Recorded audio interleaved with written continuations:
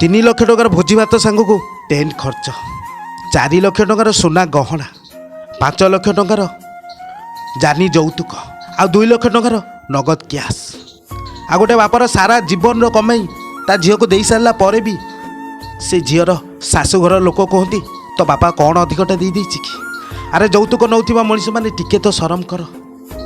गोटे झील को ता बापा माँ 20-22 वर्ष कष्ट दुखरे तार सब अली अझटी सही ताको मनीष करती, पाठ पढ़ाती, आ बड़ करी ओल्टे तम हाथ में टेकी दियंती, पुणी जानी यौतुक दे कौन से बिना स्वार्थ रे।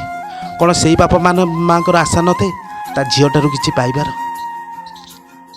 गोटे गरीब बापटे हेले मध्य ता झील को से राजकुमारी के भली रखे, तार केबे कौथिरे अभाव रखेनी। हेले अभाव सेतेबेले हुए जेतेबेले तम घरे सी जाइकी तम बापा माँ को सेवा करती, तमर सेवा करती, तम परिवार सेवा करती, आउ तम घर को सजाड़ती, आउ तम वंश को आगू नहीं जाती।